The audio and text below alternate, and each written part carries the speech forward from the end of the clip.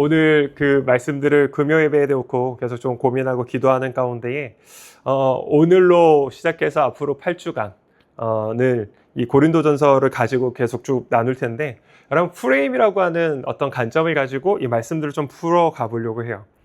아마 한 번 정도는 들어보셨을 텐데, 물병에 물이 반이 남아 있어요. 사막길을 걸어가는데 물병에 물이 반이 남아 있을 때 어떤 사람은 물이 반밖에 남아 있지 않네 라고 반응하는 사람이 있고, 어떤 사람은 물이 반이나 남아 있네 라고 반응하는 사람이 있다라고 하는 이런 이야기 잘 들어보셨죠? 그렇죠. 네, 감사해요. 네. 이 차이가 어디서 옵니까? 그렇죠. 이제 어떤 것들을 기준으로 가지고 이거를 보느냐라고 하는 것, 그것이 사실은 제가 이제 프레임이라고 하는 표현을 썼지만, 우리가 관점, 그리고 또 좀 더 강의의 넓은 의미에서는 저희가 세계관이라고 하는 표현이라고도 할 수 있죠. 뭐 어떤 표현이 됐든 여러분, 이 표현, 그 프레임이라고 하는 것은 결국 내가 지금 세상을 바라보는 마음의 창인 것이죠. 내가 어떠한 시선을, 어떠한 창을 가지고 지금 내 상황을 볼 것인가, 내가 지금 보고 있는 이것이 지금 나에게 프레임이라고 하는 것이죠. 그래서 여러분, 같은 상황이라도 어떤 프레임으로 바라보느냐에 따라서 전혀 다른 의미가 되어지고, 또 전혀 다른 삶의 태도로 우리가 이어진다는 것이죠. 또한 그 이어진 삶은 전혀 다른 결과를 가지고 온다는 것이죠. 여러분, 프레임이라고 하는 것은 우리가 지각하고 생각하는 과정을 선택적으로 제약을 하고, 궁극적으로는 그 과정의 결과를 결정하게 만드는 것, 그것이 프레임이라고 심리학자들은 이야기를 합니다. 그러면 지금 우리가 이 프레임에 대한 것들이 왜 중요하냐면, 우리가 어떤 프레임을 가지고 있느냐에 따라서 어떤 것들은 존재함에도 불구하고 내 눈 안에, 내 의식 가운데에 애초에 보이지 않는 것들도 발생할 수밖에 없다는 것이죠. 제가 이 프레임에 대한 것들을 좀 여러 가지 책들을 보면서 우리의 의식에 관한 것들에 대해서 계속 좀 연구하고 보면서 우리가 이 고린도전서에서의 보여지는 것들이 참, 이게 우리의 어떠한 의식으로 보여지는가, 우리가 어떠한 관점으로 이것을 보고 있느냐가 그것이 교회가 될 수 있고, 그것이 정말 교회가 아닌 정말 시궁창 같은 공간이 될 수도 있다라고 하는 것들이 좀 보이기 시작하더라고요. 그러면서 여러분, 정말 중요한 것은 지금 우리가 지금 내가 갖고 있는 프레임이 무엇인가인가, 이거를 정확하게 우리가 살펴볼 수 있어야 된다는 거죠. 여러분, 우리가 가지고 있는 내 삶에 지금 이미 어떻게 보면 너무 만연해져 버린, 너무 익숙해져 버린 그 프레임이 무엇인지를 여러분 다시 한번 살펴보시고, 그것이 하나님의 말씀 앞에서, 복음 앞에서 정말 그렇게 바른 프레임으로서 작동하고 있는지를 우리가 검토해 봐야 된다는 거죠. 나의 일상의 영역들이요, 나의 정체성, 관계, 진로와 어떤 직업들, 재정의 부분들, 가정의 영역들, 또한 교회 안에서의 공동체 등, 여러분 그 안에서 지금 나는 어떤 프레임들을 가지고 생각하고 행동하는지를 우리가 정확하게 봐야 된다는 거죠. 왜냐하면 우리가 이 프레임은 우리 일상의 사소한 것들을 통해서 우리가 의식하지 못하는 사이에도 우리의 행동을 좌지우지할 수 있기 때문이라는 것이죠. 그러니까 나에게 이미 굳어져 있는 프레임은요, 내가 의식하지 못해도 나의 행동들을 좌지우지하는 모든 것들을 결정시켜 버린다는 것이죠. 그렇다면 지금 내가 어떠한 프레임, 정말 하나님 말씀 앞에서 건강한 바른 복음의 프레임들을 가지고 정말 살아가느냐, 만약 혹 그렇지 않다면 여전히 나의 삶의 영역 가운데에 상당히 많은 부분들이 혼재되어서 그 안에서 정말 복음과는 상관없는 모습 속에서, 나는 복음이라고 생각했지만 정말 복음의 바른 프레임들을 가지고 있지 않으면 전혀 다른 방향의 삶의 모습들을 우리가 살아낼 수 있다는 거죠. 저희가 금요 기도회를 다시 처음 시작하면서 우리가 그 자기의 죄에 대한 부분들을 우리가 나눴는데, 여러분 그 죄에서의 가장 근원적인 것이 뭐라고 말씀 나눴었죠? 기억하십니까? 그렇죠. 자기 중심성, 자기를 향해서 돌아오는. 그러니까 죄라고 하는 것은 빗나간 화살인 것인데, 그 빗나간 관역에서 빗나간 그 화살이 나아가고 있는 그 방향이 뭡니까? 결국 자기 자신이라고 말씀드렸죠. 그것이 죄의 근본인 것이죠. 하나님보다 나에게 집중했던 그 자기 중심성. 근데 굉장히 놀랍게도 제가 책을 보면서 발견한 게 뭐냐면, 미국 코넬 대학교의 스턴버그라고 하는 교수가 이제 심리학자 교수인데, 이 사람이 어떤 이야기를 하냐면, 인간의 어리석음의 첫 번째 조건이 무엇이냐면 자기중심성이라는 이야기를 꺼냅니다. 그러니까 사람이 자기의 어떤 행동들을 하는 데 있어서 어떤 프레임들을 가져가는 데 있어서 굉장히 어리석은 행동을 하는데 그 이유가 뭐냐면 자기중심성 때문에 그런 프레임들을 가져간다는 거예요. 자기라고 하는 그 프레임에 갇혀서 상대방의 입장에서 생각하는 것이 굉장히 어렵게 생각한다는 거죠. 이 자기중심성은 어떤 것들이 있냐면 남들도 다 나랑 비슷하게 생각할 거야 라고 그냥 그렇게 유추하는 거. 나는 객관적인 중심을 가지고 다른 사람을 보지만 저 사람은 그렇게 보지 않는다라고 하는 착각. 진실이 아닙니다. 나는 저 사람 볼 때 굉장히 나는 객관적이야 라고 하는데 근데 너는 굉장히 객관적이지 못해 라고 늘 생각하는 것이요. 누군가는 그 사람의 어떤 성격이나 신념 같은 내적인 요소들로서 그렇게 설명을 합니다. 그러니까 저 사람은 만약에 지각을 해요. 저 사람 원래 저런 사람이야. 게으른 사람이야. 라고 하는 어떤 사람으로서의 그런 것들을 판단해 버리면서 정작 자기에게는 내가 늦으면 오늘 차가 많이 막혀가지고 오늘 좀 유나 그 휴가철이어서 이런 식의 이제 상황들로 이렇게 핑계를 대는 거. 그러니까 이거를 전문적인 용어로 네 글자로 하는 전문적인 용어가 있죠. 그렇죠. 내로남불 정확하게 아시죠. 예. 그러니까 그 프레임에 자기가 스스로 갇혀버려 있다는 거죠. 자기 중심성의 프레임이야. 그러니까 내 중심성으로서 모든 것들을 바라보니까 정작 바라봐야 될 것들을 못 보는 거죠. 누군가의 아픔을 우리가 못 보는 것이죠.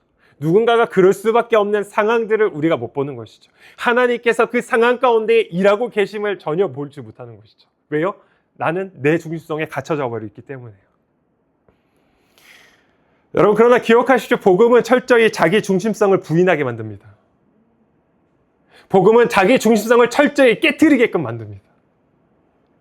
우리가 여전히 내 중심성을 우리가 벗어나지 못한다는 것은 우리가 그 복음을 여전히 내가 머리로는 알지만 내 실제 경험하지 못한 복음으로 남아있다는 것이죠. 여러분 복음은요. 나의 시선으로 바라보는 것이 아니라 하나님의 관점에서 주어진 사람들과 관계와 상황들을 보게끔 한다는 것이죠. 여러분 이 관점에서 고린도전서를 우리가 한번 잘 보면 여러분 이 고린도 교회가 가지고 있는 사실 교회라고 말할 수 없는 그 모든 문제의 중심성이 무엇일까? 여러분 그것이 자기 중심성에서 비롯되는 프레임이 갇혀있기 때문에 이런 일들이 벌어지는 것이죠. 음란의 문제들, 어쩌면 자기 그 파벌의 싸움들, 은사가 넘쳐나는데도 불구하고 교회가 분열로 깨어지고 있는 모습들요. 여러분 고린도 교회만큼 참 은사를 정말 많이 부어주신 교회가 없죠. 여러분 그 신령한 영적 은사가 있다는 게 뭡니까? 영적인 그런 어떤 움직임들, 정말 그 하나님의 어떤 일하심들이 경험되어져야 되는데 여러분 그 은사를 받았음에도 불구하고 그 교회는 교회로서의 능력들이 나타나는 것이 아니라 오히려 세상보다도 더 못한 일들이 교회 내에서 발생된다는 것이죠. 왜 그럴까? 그것이 자기중심성의 프레임에 갇혀있는 자들이기 때문이라는 것이죠. 여러분 오늘부터 해서 저희가 이 프레임에 대한 이야기로 계속해서 좀 8주간 앞으로 나갈 텐데 사실 다음 주는 제가 외부 사역이 있어가지고 제가 오지 못하고 그 다음 주부터 또 이어서 좀 갈 텐데 여러분 이 시간들을 좀 같이 위에서 기도해 주시고 기대하면서 함께 우리가 이 말씀들을 봤으면 좋겠습니다. 우리 가운데에 정말 다시 한번 하나님께서 그 복음으로 리프레임하게끔 원하시는 것이 무엇인지를 여러분 발견하고 그 안에서 다시 새롭게 복음 앞에 서실 수 있는 저와 여러분 되기를 주님의 이름으로 축복합니다. 여러분 오늘 말씀을 보십시오. 사도 바울이 자신을 지금 어떻게 규정하는가 하면 1절에 보면 하나님의 뜻을 따라 그리스도 예수의 사도로 부르심을 받았다라고 이야기를 하죠. 그리고 이어서 고린도 교회에게도 어떤 이야기를 합니까? 하나님의 교회 곧 그리스도 예수 안에서 거룩하여 주고 성도라 부르심을 받는 자들이라고 이야기를 합니다. 여러분 지금 바울이 선포하고 있는 자기 자신과 고린도 교회를 향해서 외치고 있는 복음의 프레임이 무엇입니까? 바울도 그리고 고린도 교회인들도 스스로 어떤 자격을 갖췄기 때문에 지금 그 자리에 서 있는 것이 아니라는 것이죠. 하나님의 부르심에 힘입어서 지금 서 있는 것이죠. 바울은 한때 교회를 핍박했던 자죠. 믿는 자들을 정말 핍박했던 자입니다. 어쩌면 전혀 이 앞에 지금 이 교회에게 어떤 교회를 사랑해야 된다라고 하는 이야기를 사실 쓸 수 있는, 말할 수 있는 자격이 없는 자가 지금 바울인 것이죠. 여러분, 지금 고린도 교회 상태는 어떻습니까? 그들은 여전히 그 안에 분란과 제약 가운데에 여전히 남아있는 자들이죠. 그럼에도 불구하고 지금 바울이 어떤 이야기를 합니까? 교회의 정체성이요. 자신과 그 교회의 정체성이 자신의 행위의 기준이 있는 것이 아니라 하나님의 부르심에 대한 것들로 있다라는 것으로 다시 재해석하는 것이죠. 여러분, 우리가 신앙생활을 하면서 자주 가끔 흔들리는 이유가 여기에 있는 것이죠. 자기 중심성의 근거에서 내 행위와 부족함을 기준 삼아서 나의 정체성을 우리가 생각하기 때문이라는 것이죠.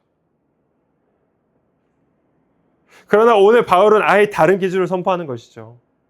여러분, 내 행위와 부족함 때문에 내 부족함이 아니라 그런 나를 여전히 예수 그리스도의 제자로서 하나님의 백성으로서 그 부르고 계시는 하나님의 부르심, 여러분, 그것이 우리에게 먼저 기준되어야 된다는 것이죠. 우리가 그렇지 않을 때 우리가 실수하는 게 무엇이냐면 마치 우리가 내 행위로서 구원을 얻을 수 있다라는 것처럼 착각하며 행동한다는 겁니다. 내 열심의 기준을 만들어 버립니다. 내 열심의 기준을 만들고 그 기준에 나를 몰아가요. 거기까지는 어쩌면 괜찮을 수 있어요. 문제는 뭡니까? 내가 만들어 놓은 그 기준을 가지고 다른 사람을 정죄하고 판단하기 시작하는 것이죠. 왜 이렇게 하지 못해 너는 그래서 그렇게 구원받을 수 있겠어? 아니요, 여러분. 저와 여러분이 하나님의 백성으로 자녀로서 부름받을 수 있는 그 은혜는 하나님으로부터 온 겁니다. 내 행위에 있지 않다는 것이죠. 우리가 우리의 일상 삶의 가운데서도 내가 뭔가를 더 해야지만이 하나님께서 나를 더욱더 도와주실 것이다 라고 하는 어떤 나만의 어떤 기준들을 자꾸 만들어내는 것이죠. 내 행위로서 하나님 앞에 충족되기 위해서 애씁니다. 그러면 행위가 필요 없냐? 그렇지 않습니다. 그러나 여러분, 우선순위가 중요한 것이죠. 나를 먼저 값없이 품어내어 주신, 아무 조건 없이 품어내어 주신 하나님의 사랑을 여러분 먼저 경험하셔야 됩니다. 그 사랑이 여러분 안에 먼저 깊이 경험되셔야 합니다. 그 사랑이 경험되지 않고 나서는 우리는 자꾸만 그 사랑을 받아내기 위한 조건으로서 내 행위들이 나아간다는 것이죠. 아니요, 여러분, 그것은 하나님께서 원하시는 그 복음이 말하고 있는 방식은 아닌 것이죠. 우리가 정말 그 충만한 사랑을 받았기 때문에 그 사랑의 응답으로서 우리의 삶들이 달라질 수 있는 것이죠. 그러나 그 안에서도 기억하셔야 될 것은 내가 그렇게 행동했기 때문에 사랑받고 있어라고 하는 자꾸만 세상이 만들어내는 그 프레임들을 여러분 경계하셔야 된다는 것이죠. 거기에 속으시면 안 된다는 겁니다. 그것을 분별하셔야 된다는 것이죠. 하나님은 값없이 우리를 끌어안아 주셨고 그 모든 값을 주님이 다 치르셨기 때문에 여러분, 그 십자가의 그 복음에 대한 것들 여러분 온전히 믿으셔야 합니다. 때로는 우리가 어떤 생각을 하냐면 예수님이 나를 너무 사랑해 라고 하는 의식을 가지며 마치 우리가 교만에 빠질까 봐 라고 하는 염려도 있죠. 맞아요. 그런 위험성도 있어요. 그럼에도 불구하고 여러분, 저는 예수님이 나를 정말 사랑합니다, 사랑한다 라고 하는 이 확신 가운데 먼저 머무실 수 있기를 주님으로 축복합니다.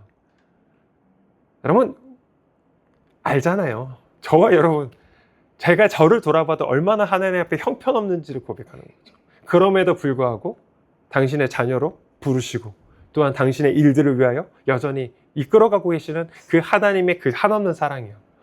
여러분, 우리는 그 사랑 때문에 오늘 여전히 이 자리에 있는 것이죠. 제가 뒤에서 이야기하겠지만 여러분, 우리가 그렇기 때문에 그 하나님의 사랑으로 말미암아 우리가 존재하고 있는 자들임을 여러분 기억하십시오. 자꾸 내 어떤 행위에 어떠한 내 열심으로써 그 하나님의 사랑을 얻어낼 수 있다라고 하는 그런 마음이 스물스물 올라올 때마다 여러분 십자가를 다시 한번 바라보셔야 합니다. 그 십자가는 나의 공로로 되어지는 것이 아닙니다. 하나님이 먼저 나를 끌어안으시며, 제가 수요 예배 때도 잠깐 나눈 이야기지만 여러분, 우리가 질문을 좀 바꾸셔야 돼요. 우리가 어떤 질문을 하면 어떻게 해야 하나님이 나를 구원하실까? 라고 하는 질문을 합니다. 아니요, 여러분, 그거는 완전히 잘못된 질문이에요. 바꾸셔야 합니다. 하나님이 왜 나를 구원하셨을까? 라는 것을 생각하셔야 합니다. 그 하나님이 나를 택하셨고 구원하셨습니다. 내가 어떤 것을 했기 때문에 구원에 임할 수 있었던 것이 아니라 그 하나님이 먼저 나를 택하셨습니다. 그러면 왜 택하셨냐는 것이죠. 왜 구원하셨을까? 여러분, 우리가 그 질문을 할 때 하나님의 그 뜻 안에서 우리의 삶을 다시 볼 수 있는 것이죠. 왜 나 같은 자를 하나님 구원하셨습니까? 왜 하필 정말 이 형편없는 나 같은 존재를 하나님 구원하셨습니까? 그러면 그 하나님, 나를 구원하신 그 하나님의 뜻은 무엇입니까? 라고 우리는 묻고 그 삶을 향해서 우리는 다시 한번 리프레임 할 수 있다는 것이죠. 그 은혜가 저와 여러분들에게 임하기를 주님으로 축복합니다. 아멘? 예, 하나님이 여러분을 먼저 사랑하셨습니다. 그 사랑을 신뢰하십시오. 그 사랑을 붙드십시오. 누가 뭐라고 해도요. 여전히 뜻대로 무너지는 내 모습이라도 그러나 그런 나조차도 여전히 사랑하시며 그 하나님 앞에 더욱더 돌아오기를, 더욱더 다시 한번 주님 앞에 그 길을 걸어갈 수 있는 자들이 되기를 주님은 원하신다는 것이죠. 우리가 때때로 또한 신앙이 우리가 식어져 버리는 이유가 있죠. 왜 식습니까? 언제 식어요? 언제 식습니까? 시도 때도 없이 식습니까? 겨울이라고 식고 뭐 그런 거 아니잖아요. 그렇죠? 언제 식어버립니까? 우리가 은혜를 잃어버리면 식어버리는 거죠. 우리가 언제 정말 그 따뜻함을 느낍니까? 언제 우리가 그 뜨거움을 느껴요? 은혜를 경험하면 뜨거움이 살아나는 것이죠.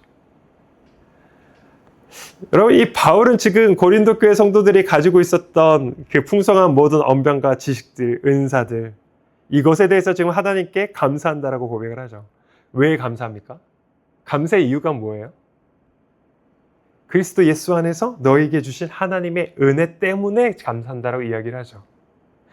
이게 무슨 의미입니까? 고린도 교회는 지금 우리가 뒤에서도 이제 나중에 가서 보겠지만 자신들이 가지고 있었던 것들로 말미암아 서로 자랑하고 시기하고 그래서 이것 때문에 분쟁하고 싸우고 있는 그런 형편들이었던 것이죠. 그들이 가지고 있었던 그 언변과 지식들을, 은사들을 가지고 그들은 오히려 다투었습니다. 교회를 세우라고 주셨던 것들인데 오히려 그걸 가지고 그들은 교회를 찢고 있는 일들을 행했다는 거죠. 왜요? 뭐 때문에 그렇습니까? 그들에게 지금 어떤 프레임들이 작동되기 때문에 그렇습니까? 네. 그렇죠. 내가 성취했다고 생각하는 것입니다. 이건 내가 얻어낸 거야. 내가 이뤄낸 거야. 그러니까 어때요? 남에게 이것을 쉽게 내놓지 못하는 것이죠.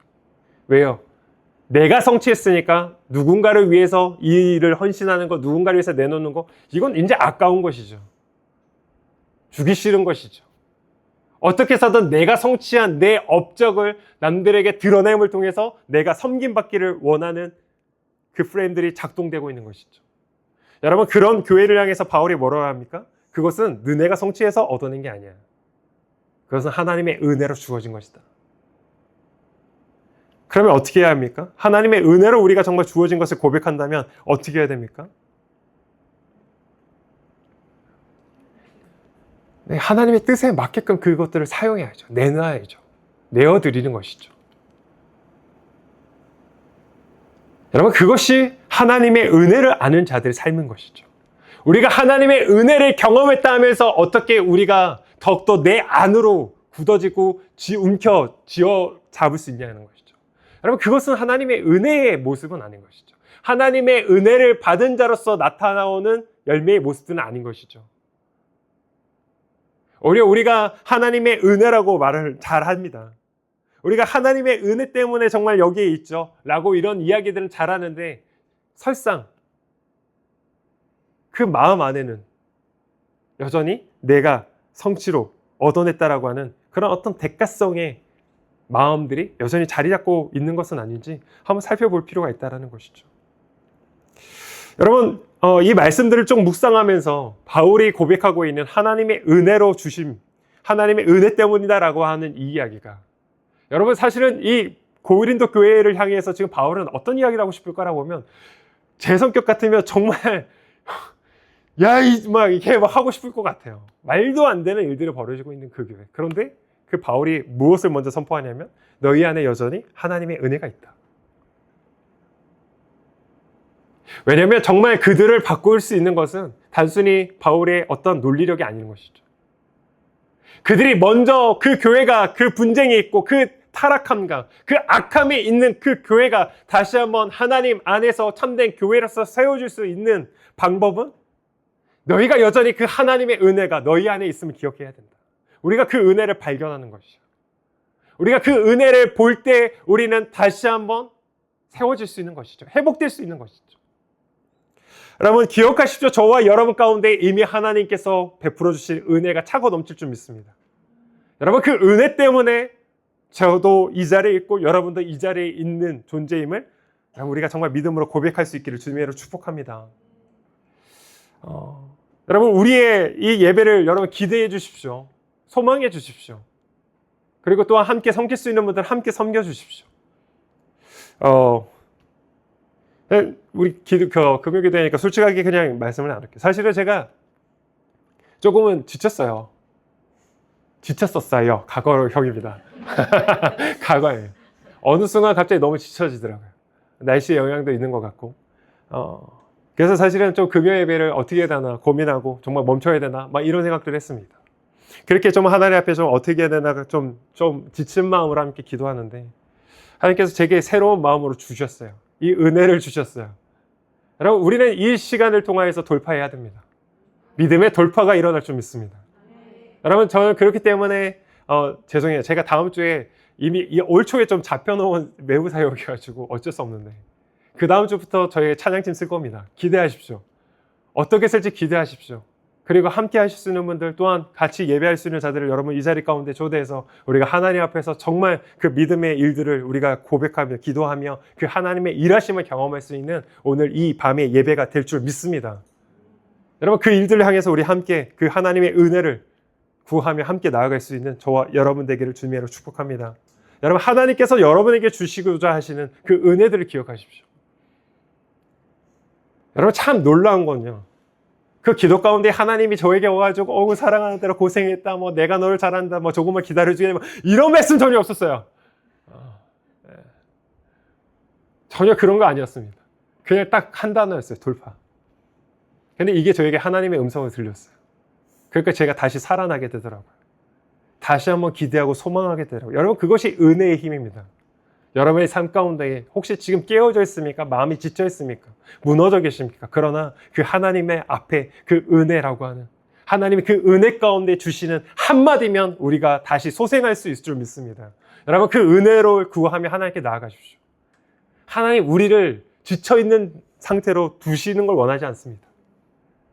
하나님 우리가 주시는 그 하나님의 은혜로 말미암아 소생하며 다시 한번 우리의 삶이 일어나기를 원하시지. 우리가 여전히 패배자처럼 우리가 지쳐있고 쓰러져 있고 때로 우리 그럴 수 있죠. 그러나 여러분 그 모습 가운데 그런 감정의 어떠한 영역들 가운데 오래 머물러 있지 마십시오. 하나님 앞에 구하십시오. 하나님의 마음을 구하십시오. 나를 향한 하나님의 뜻이 무엇인지를 여러분 질문하십시오. 여러분 그때에 그 은혜가 임할 때 우리가 다시 한번 주님 앞에서 소생되는 그 놀라운 역사가 일어날 줄 믿습니다. 여러분 그 믿음 안에서 은혜의 프레임으로 여러분 바뀔 수 있도록 오늘 이 밤에 함께 기도할 수 있는 저와 여러분 되기를 주님의 축복합니다. 마지막 세 번째로 좀 보고 마무리하려고 하는데 여러분 바울이 어떠한 이야기를 하냐면 저희 9절 말씀인데요. 너희를 불러 그의 아들 예수 그리스도 우리 주와 더불어 교제하게 하시는 하나님은 미쁘시도다라고 이야기하죠. 여러분 우리가 하나님의 그 신실하심이요. 우리가 다른 표현으로는 그분의 그 열심을 우리가 정말 얼마나 신뢰하고 있는지를 여러분 생각해 보셔야 합니다. 우리가 하나님을 깊이 신뢰할수록 우리는 하나님 안에서 견고하게 세워져 갈 수 있습니다. 우리가 흔들리는 또 다른 이유, 우리가 그 하나님의 신실하심을 잘 신뢰하지 않기 때문인 것이죠. 그러니까 자꾸만 내 눈에 보이는 상황과 환경에 내 시선이 바뀌는 것이죠. 제가 이번 주 주일에 말씀을 좀 다윗을 통해서 나누겠지만 여러분 우리가 믿음의 일들이라는 것은 믿음의 걸음이라는 것은 여러분 결국 시선의 바뀜입니다. 그리고 그 시선의 고정인 것이에요. 여러분 그것이 일어나지 않으면 우리의 신앙이 참 더디게 성장됩니다. 그러나 우리가 그 하나님을 향한 우리의 시선이 그 하나님으로 온전히 우리의 시선이 바뀌고요. 그 하나님을 향해서 우리의 시선이 고정되면 고정될수록 우리의 믿음은 훨씬 더 빠르게 성장할 수 있다는 것이죠. 성숙해진다는 것이죠. 여러분, 하나님 우리 가운데에 그 일들을 원하신다는 겁니다. 우리가 성숙한 그리스도인으로 세워져 가기를 원하신다는 것이죠. 여러분, 그렇기 때문에 여전히 오늘 우리 가운데에, 우리의 상황 가운데에 자꾸만 내 눈에 보이는 현실이 있다 할지라도 여러분, 그 시선을 하나님께로 돌리십시오. 하나님의 신실하심을 신뢰하십시오. 하나님의 그 열심을 여러분 붙드셔야 한다는 것이죠. 여러분, 그렇기 때문에 바울이 이야기하는 것이죠. 너희를 불러 그의 아들 예수 그리스도 우리 주와 더불어 교제하게 계신 하나님은 미쁘시도다. 여러분, 이 미쁘시다라는 뜻이 신실하시다는 뜻인 것이거든요. 우리가 마지막 날 책망할 것이 없는 자로 끝까지 견고하게 설 수 있는 그 힘은요, 내 의지와 노력이 있지 않다는 겁니다. 그 모든 힘의 그 근원이요, 정말 그 마지막 날까지 우리가 흠없고 책망할 것이 없는 자로 견고하게 설 수 있게끔 하는 것은 하나님의 신실하신 것이죠. 우리를 택하셔서 여전히 그 끝까지 우리를 붙들고 이끌어 가시는 하나님의 그 신실하심이요. 여러분, 그 하나님의 신실하심 안에 여러분 머무를 수 있는 저와 여러분 되기를 주님으로 축복합니다. 여러분, 그렇기 때문에 지금 여러분의 시선이 어디 있는지를 살펴보셔야 돼요. 지금 나는 무엇을 보고 있는가? 여러분, 자기 중심성에 있는 사람들은요, 자꾸만 이 시선이 남들과 나를 봐요. 저 사람은 어떻고 그렇기 때문에 나는 어떤가? 여기에서 오는 게 뭡니까? 우월감이 생길 수도 있고 열등감이 생길 수도 있죠. 여러분, 그러나 그 우월감이든 열등감이든 여러분, 그거는 시선이 다 틀린 겁니다. 그것은 하나님께서 우리에게 허락하시고자 하시는 시선의 일들은 아닌 것이죠. 여러분, 나를 바라보면 볼수록 어떡합니까? 자꾸만 연약한 것들을 보죠. 부족한 걸 봐요. 남들보다 비교해서 내게 없는 것들을 가지고 내가 체념해버려요. 아니, 여러분, 그것은 우리가 복음의 프레임 가운데 있는 모습은 아니라는 것이죠.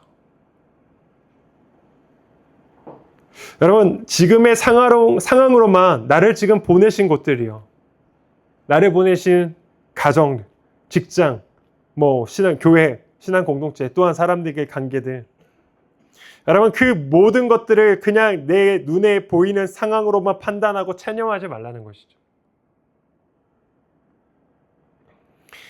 여러분, 우리가 어떠한 경향들이 있냐면, 그 연구의 자료들, 그 이야기들을 좀 보면, 어떤 부정적인 상황들을 만나면 대체로 우리가 회피하는 방식들의 선택을 한대요. 왜 회피를 하냐면, 지금 눈앞에 보이는 이런 어려운 상황들, 부정적인 상황들이 마치 내 삶을 영원한 결론처럼 단정 지어 버리기 때문에 그렇다는 것이죠. 여러분, 속지 마십시오. 지난주에 제가 감정 워크숍을 하면서 이어서 말씀을 나눴던 부분이긴 하지만, 여러분, 우리는 지금 마침표가 아니라 쉼표라는 것이죠. 지금 당장에 보여지는 어려움들, 어떤 부정적인 상황들, 여러분, 그것이 내 인생의 결론이 아니라는 것이죠. 하나님이 통과시켜 가시는 과정인 것이죠. 여러분, 그 과정 가운데 우리가 해야 될 것은 무엇입니까?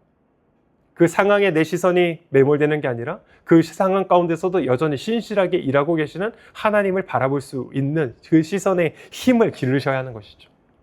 하나님을 바라보십시오. 신실하신 하나님을 붙드십시오. 우리에게 필요한 프레임은 그 안에, 정말 그 하나님의 뜻 안에 이루실, 그 안에서 이루실 하나님의 뜻이 무엇인가를 우리는 묻고 찾아야 하는 것이죠. 더 나아가서 하나님이 이루고자 하시는 그 뜻을 향해서 우리가 소망하면서 우리가 나아갈 수 있는 우리의 움직임들이 있어야 된다는 것이죠. 하나님의 신실하심을 우리가 정말 기준으로 삼을 때요, 우리는 하나님의 그 일들을 더욱더 소망하고 신뢰할 수 있다는 것이죠.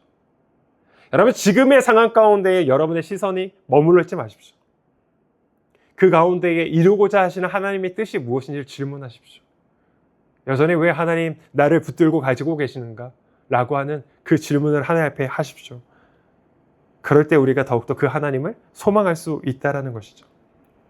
여러분, 우리가 말씀 속에서도 성경 가운데서도 드러나고 있는 상황이 무엇입니까? 하나님은요, 어떠한 많은 사람들 가지고 일을 하시지 않는다는 것이죠. 절망 가운데도 여전히 하나님을 향해서 그 시선을 거두지 않았던 그 한 사람을 통해서 하나님은 하나님의 일들을 이루어 가신다는 것이죠. 저와 여러분이 하나님 앞에 그 한 사람 되기를 주님으로 축복합니다. 하나님을 바라보십시오.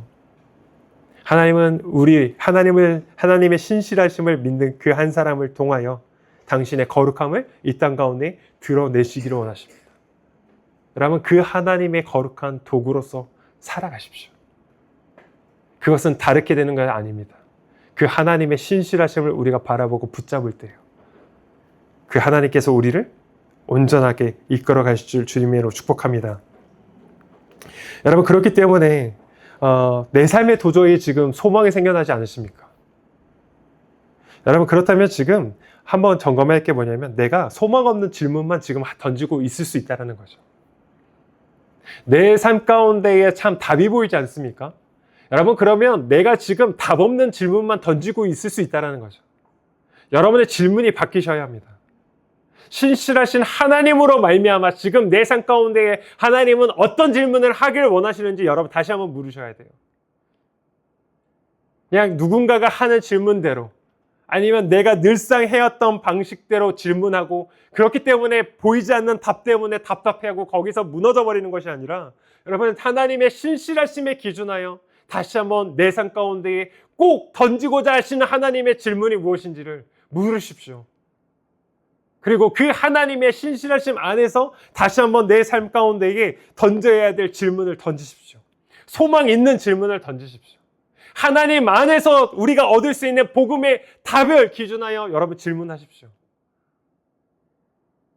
그때에 하나님의 신실하심을 우리가 더욱더 경험할 수 있을 줄 믿습니다.